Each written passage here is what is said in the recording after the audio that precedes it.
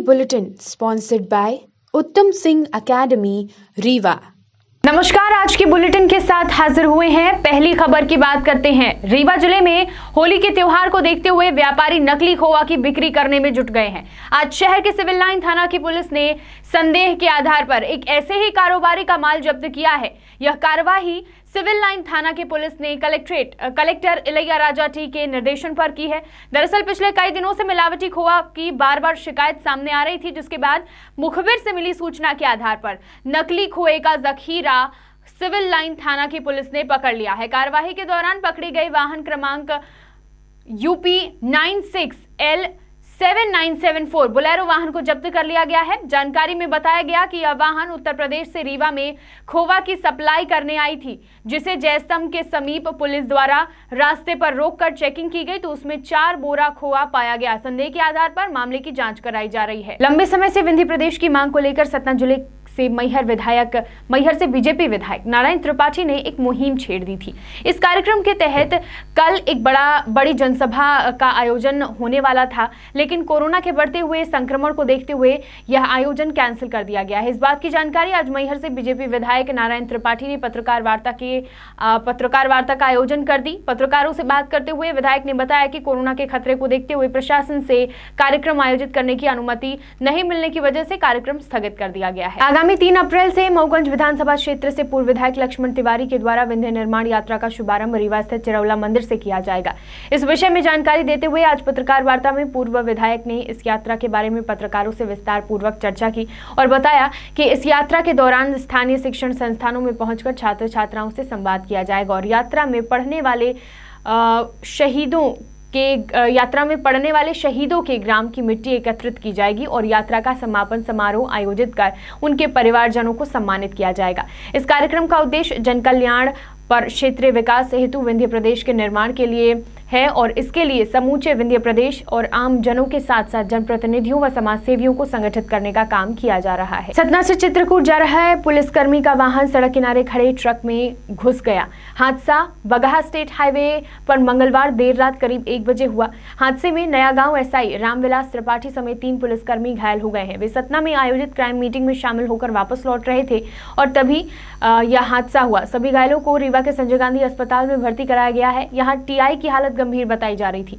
सूचना पर सतना SP धर्मवीर सिंह भी अस्पताल पहुंचे और अपने साथियों की देखभाल के लिए SP पूरी रात अस्पताल में बैठे रहे। फिलहाल सभी घायलों का इलाज संजय गांधी अस्पताल में चल रहा है। आरोपी ठगी करने के नए पैतरे अपनाते हैं और लोगों को अपना शिकार बनाते हैं। रीवा में एक ऐसा मामला उजागर हुआ है जहां सेना का अधिकारी बनकर शातिर दिमाग ठग ने मोबाइल खरीदने का झांसा देकर एक लिंक भेजा। उसे क्लिक करते ही पीड़ित के खाते से रुपए निकल गए। जब अपने साथ हुई ठगी का पता पीड़ित को चला तो उसने तुरंत ही अपना खाता ब्लॉक करवा दिया और थाने में शिकायत दर्ज कराई। पुलिस ने मामला दर्ज कर आरोपियों की तलाश में जुट गई है। पीड़ित पंकज सिंह परिहार निवासी ढेकहा मोबाइल की दुकान संचालित करते हैं। उनके मोबाइल पर एक व्यक्ति ने 3 मार्च को फोन किया और खुद को सेना का अधिकारी बताकर मोबाइल खरीदने का झांसा दिया। उसने रुपयों का भुगतान करने के लिए पीड़ित को एक लिंक भेजा और उसे क्लिक करने को बोला। पीड़ित ने उसे क्लिक किया तो उनके खाते में 10 रुपए आ गए।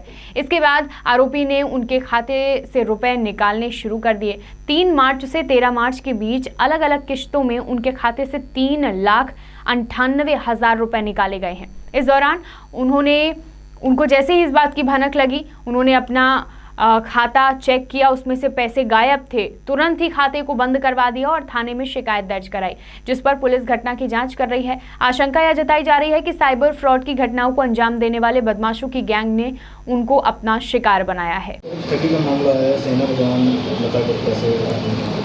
पंकज सिंह परिहार निवासी ढका के हैं। ये मोबाइल की दुकान चलाते हैं। इनके मोबाइल पर एक लिंक आई थी मोबाइल बेचने के लिए। किसी ने सेना का अधिकारी बन के, किसी अज्ञात व्यक्ति ने सेना का अधिकारी बन के इनके पास लिंक भेजा था और विश्वास दिलाने के लिए एक क्रैश कूपन भेजा कि इसको इस तरह से जब आप क्लिक करोगे तो पैसा आएगा। तो जब इनने उसको क्लिक किया तो 10 रुपये इनके खाते में आ गए। उसी लिंक पर इनने 5,000 रुपये उसको भेजे, लेकिन किस्तों में कर के 3-4 दिन तक इनका पैसा उस लिंक पे कटता रहा। जब टोटल 3,98,000 रुपये पैसे कट गए तब इनने देखा कि इनके पैसे अवैधानिक तरीके से कट गए हैं। इनके द्वारा थाने में रिपोर्ट की गई, जिस पर से धारा 420 का मामला पंजीबद्ध किया गया है। आरोपी की तलाश की जा रही है। 3,98,000।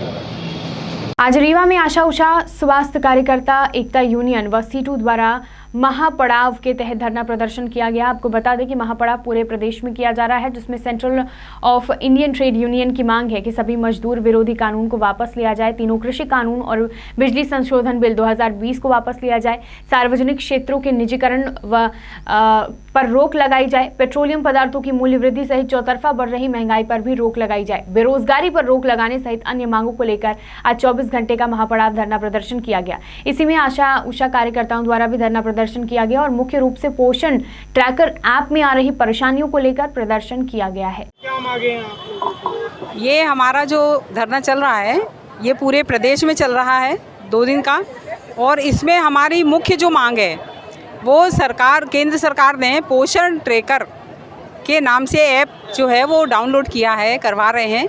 उसमें जो है हम ऑनलाइन सारे 11 रजिस्टर उसको मेंटेन करेंगे, उसके बाद ऑफलाइन भी करना है। और उस पोषण ट्रैकर में बहुत सी त्रुटियां हैं। सरकार ने कुछ ज़िलों में मोबाइल दिया है लेकिन सभी ज़िलों में नहीं दिया, तो वो सभी ज़िलों में मोबाइल दें और उसके साथ उसमें पर्याप्त डाटा दें, उसके बाद काम लें। ये आंगनवाड़ी कार्यकर्ताएं 10,000 रुपये पा रही हैं, इसमें अधिकांश ऐसे लोग हैं जिनका इस 10,000 रुपये में परिवार चल रहा है। वो कैसे मोबाइल खरीद सकते हैं 10,000 12,000 रुपये का? और ये मतलब जो है ये 4G में भी जो रैंक जिसका ऊंचा होता है उसमें ही डाउनलोड होता है, जो थोड़ा पहले की जो मोबाइल है उनमें डाउनलोड नहीं हो रहा है। तो ये एक बहुत बड़ी प्रॉब्लम है। तो सरकार पहले वो व्यवस्था करे जो काम करवाना चाहती है, उसके बाद में काम ले। तो हम इसका विरोध करते हैं और इसमें त्रुटियां ऐसी हैं कि सरकार हमको जो है विभाग की तरफ से कोई भी नेता मंत्री आया उसकी भीड़ बढ़ाने के लिए बुला लिया। अब हम वो पोषण ट्रैकर वहाँ पे ऐप जो है अपनी अटेंडेंस देंगे 9 बजे केंद्र में और फिर उसमें से हम आउट होंगे 4 बजे, तो हम वहाँ जाएंगे तो कैसे करेंगे? मीटिंगें होती हैं महीने में 4-6 मीटिंग हो जाती हैं, तो उसमें कैसे हम करेंगे? फिर उसमें देखा जाएगा कि कितने % आपका रिकॉर्ड मेंटेन हुआ, कितना % आपने काम किया है, उस हिसाब से आप हमको मानदेय देंगे। तो ये आज हमारा ख़त्म होगा, 2 दिन का था तो आज ख़त्म होगा और इसके बाद हम जो है फिर और इसके लिए यदि सरकार नहीं मानती तो फिर हम फिर हम उग्र आंदोलन करेंगे और ज़्यादा दिन के लिए करेंगे। किशोरी वर्मा, राज्य महासचिव आंगनवाड़ी कार्यकर्ता सहायक एकता यूनियन। अभी हमारी आंगनवाड़ी के राज्य महासचिव ने आपसे बातचीत की है, उन्होंने आंगनवाड़ी की समस्याओं के बारे में आपके सामने रखा है।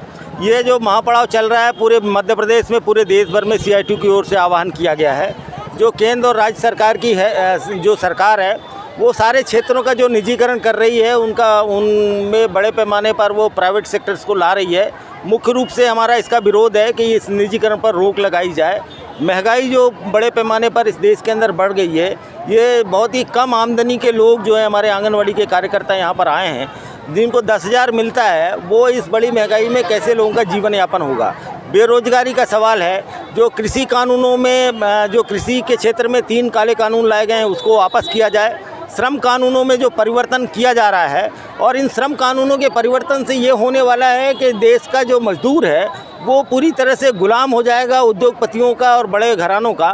तो हम ये चाहते हैं कि ये जो श्रम कानूनों में परिवर्तन हो रहा है इसको रोका जाए और मजदूरों के जो अधिकार हैं, चाहे आंगनवाड़ी कार्यकर्ता हो, चाहे आशा उषा हो, चाहे कारखाने के अंदर काम करने वाला मजदूर हो, उन सारे मजदूरों का अधिकार सुरक्षित रहे। इन्हीं सारी मांगों को लेकर हम पूरे देश भर में इस तरीके के अभियान चला रहे हैं, संघर्ष कर रहे हैं कि सरकार ये काले कानूनों को वापस ले, निजीकरण पर रोक लगाए, बेरोजगारी जो बड़े पैमाने पर बढ़ रही है रोजगार के नए अवसर पैदा करे और महंगाई पर लगाम लगाए। ये मुख्य मुद्दों को लेकर ये हमारा महापड़ाव चल रहा है। बढ़ते हैं अगली खबर की ओर। रीवा जिले में इन दिनों आम आदमी पार्टी के कार्यकर्ताओं के द्वारा जिले के हर विधानसभा क्षेत्र में भ्रमण किया जा रहा है और इस भ्रमण के माध्यम से आम जन को होने वाली समस्याओं की जानकारी जुटाई जा रही है। इसी क्रम में आम आदमी पार्टी ने पाया कि रीवा जिले के हर गांव में खनिज माफिया सक्रिय है। इसके द्वारा लगातार अवैध खनन किया जा रहा है और आलम यह है कि खनिज विभाग पूरी तरह से निष्क्रिय है और इस बात की जानकारी आज आम आदमी पार्टी के कार्यकर्ताओं ने प्रेस वार्ता कर दी। कल आम आदमी पार्टी की टीम द्वारा रायपुर करचुलियान के पहाड़िया गांव पहुंची, जहां पार्टी के कार्यकर्ताओं ने पाया कि गांव में तकरीबन 29 एकड़ के तालाब में अवैध उत्खनन किया जा रहा है, जो मध्य प्रदेश सरकार के अभियान माफिया मुक्त अभियान की पोल खोल रहा है। शहडोल जिले के बुढ़ार एमपीबी कार्यालय के कर्मचारी खैरहा थाना क्षेत्र के ग्राम बरतरा बिजली राजस्व वसूली व लाइन विच्छेद करने गए थे, जहां कुछ ग्रामीणों ने कर्मचारियों पर हमला कर मारपीट की। कर्मचारियों के साथ मारपीट की घटना को वहां मौजूद एक शख्स ने अपने मोबाइल कैमरे में कैद कर लिया। वहीं कर्मचारियों की शिकायत पर पुलिस ने 3 के खिलाफ शासकीय कार्य में बाधा डालने समेत अन्य धाराओं के तहत मामला कायम कर गिरफ्तार किया है। बता दें कि बिजली बिल बकाया होने पर बिजली कनेक्शन काटने की कार्यवाही की जा रही थी। इसी दौरान ग्रामीणों द्वारा कर्मचारियों पर हमला कर दिया गया और सहायक लाइनमैन दवा सिंह को बुरी तरीके से पीटा गया, गला दबाकर मारने का प्रयास किया गया। किसी तरह सभी कर्मचारी अपनी जान बचाकर वहां से भागे और मामले की शिकायत खैरहा थाने में की। शिकायत के आधार पर पुलिस ने 3 लोगों के खिलाफ मामला दर्ज कर गिरफ्तार कर लिया है। आपको बता दें कि जिस दौरान यह घटना हुई है, ग्रामीण एमपीबी के कर्मचारियों के साथ जब गाली गलौज और मारपीट कर रहे थे, उसी दौरान वहां मौजूद एक शख्स ने अपनी मोबाइल फोन में इस करतूत को कैद कर लिया और इस वीडियो में साफ देखा जा सकता है कि किस तरह एमपीबी के कर्मचारियों के साथ ग्रामीण मारपीट कर रहे हैं। इस मामले में पुलिस का कहना है कि 3 लोगों के खिलाफ मामला दर्ज कर गिरफ्तार कर लिया गया है। शहडोल से पंकज राव की रिपोर्ट। क्या था सर पूरा मामला? यह दिनांक 20 तारीख को बरतरा ग्राम का है, जिसमें दवा सिंह, राजेंद्र पटेल एवं अन्य 3 कर्मचारी राजस्व वसूली एवं लाइन विच्छेदन हेतु गए थे, जिसमें मोहन बैगा, सोहन बैगा एवं उसका एक और भाई बिना कुछ सोचे समझे बोले डायरेक्टली जाकर के दवा सिंह का गला को दबोच लिया था एवं उसको सांस लेते नहीं भर रहा था। फिर बड़ी मुश्किल से 3-4 आदमी मिल करके उसको छुड़वाए। फिर जैसे छुड़वाए तो अपने घर से डंडा लाया, फिर डंडे से पूरा प्रहार करने लगा। बड़ी मुश्किल से सभी के सभी लोग 407 से वहाँ जो विभागीय प्रदत्त गाड़ी थी उससे भागे हैं और डायरेक्टली पुलिस स्टेशन पहुँचे हैं एवं जान अपना बचाया है। अभी क्या स्थिति सर? अभी वह फिलहाल तो 2 दिन की मेडिकल में है। जैसे ठीक हो जाता है, भगवान से उम्मीद करते हैं कि जल्द से जल्द वह ठीक हो जाए। उनकी तो पहचान हो गई है ना, जो भी मारपीट उनकी तीनों की आइडेंटिफिकेशन हो चुका है। अब बस पुलिस विभाग से अपेक्षा है कि जल्द से जल्द उनके पर कार्रवाई करें। कुछ कर्मचारी जो है वो वसूली करने गए थे, इसी दौरान ग्रामीणों ने उनके ऊपर हमला कर दिया, मारपीट की। उसका एक वीडियो भी वायरल हो रहा, क्या है पूरा मामला? गिरफ्तारी हो गई है? ये 20 तारीख की बात है। ये हमारा एक अनुभाग का थाना खैरा है, उसका एक गांव है, वहाँ पर ये शिव प्रसाद बैगा की कुछ बिजली बकाया था। तो बिजली विभाग के सहायक लाइनमैन हैं दवा सिंह गौड़, वहाँ पर जो कि बकाया था, पैसा नहीं दे रहा था, तो बिजली काटने गए हुए थे, जिस पर से वो शिव प्रसाद बैगा और उसके भाई मोती बैगा, मोहन बैगा, इन लोगों ने मिलकर उससे मारपीट किया है। तो इस पे थाना खैरा में अपराध पंजीबद्ध हुआ है। धारा 294, 341, 353, 332, 56 इनकी धाराओं के तहत अपराध पंजीबद्ध हुआ है और ये 3 आरोपी गिरफ्तार कर कोर्ट में पेश किए गए। उमरिया जिले के नौरोजाबाद थाना अंतर्गत ग्राम आमा ढूंगरी में एक पत्थर से भरा ट्रक का टायर फूटने की वजह से ट्रैक्टर अनियंत्रित होकर रोड से नीचे पलट गया, जिसमें मौके पर ही गाड़ी चला रहे ड्राइवर की घटनास्थल पर मौत हो गई। आपको बता दें कि गाड़ी चालक रघुवीर सिंह निवासी ग्राम आमा डोगरी का बताया जा रहा है और ट्रैक्टर चालक रघुवीर सिंह के टायर में दबने की वजह से मौके पर ही मृत्यु हो गई। मृतक रघुवीर सिंह के 2 छोटे छोटे बच्चे भी हैं, जो कि अपने पिता रघुवीर सिंह पर आश्रित थे। ट्रैक्टर के मालिक का नाम संतोष रजक बताया जा रहा है। यह घटना सुबह 8 बजे की है, जब ट्रैक्टर पत्थर लोड करके क्रशर की तरफ बढ़ता हुआ जा रहा था। तभी ट्रैक्टर का अगला चक्का फटने की वजह से ट्रैक्टर अनियंत्रित होकर रोड के नीचे पलट गया और ट्रैक्टर चालक की टायर के नीचे दबने की वजह से मौके पर ही मौत हो गई। आपको बता दें कि ग्रामीणों की मदद से पुलिस को सूचना दी गई और मौके पर पुलिस पहुंचकर विवेचना में जुट गई है। वहीं शव का पीएम कर परिजनों को सौंप दिया गया है। नौरोजाबाद से संदीप तिवारी की रिपोर्ट। बात करते हैं बुलेटिन की आखिरी खबर की। सिंगरौली जिले के मांडा तहसील क्षेत्र में आइसक्रीम बनाने वाली 2 फैक्ट्रियों पर एसडीएम मांडा संपदा सर्राफ ने छापामार कार्यवाही करते हुए दोनों फैक्ट्रियों को सील कर दिया है। बता दें कि क्षेत्र में इन दिनों फैक्ट्रियों में आइसक्रीम बनाने के लिए प्रयोग में लाए जाने वाले खाद्य पदार्थ जहरीली किस्म के पाए गए। इसके साथ ही फैक्ट्रियों में काफी गंदगी भी पाई गई।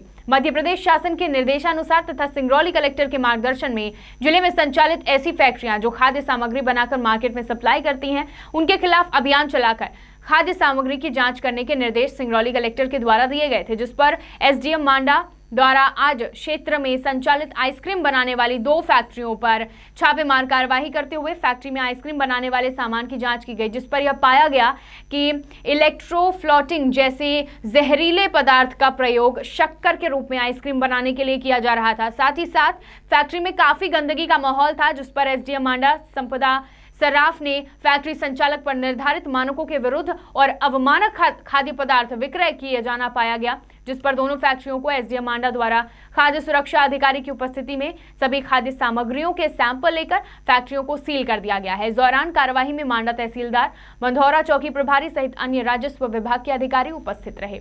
सिंगरौली से पुष्पलेश द्विवेदी की रिपोर्ट। विंध्य की तमाम खबरें लेकर कल फिर हाजिर होंगे। देखते रहिए विंध्या टाइम्स। बहुत बहुत धन्यवाद।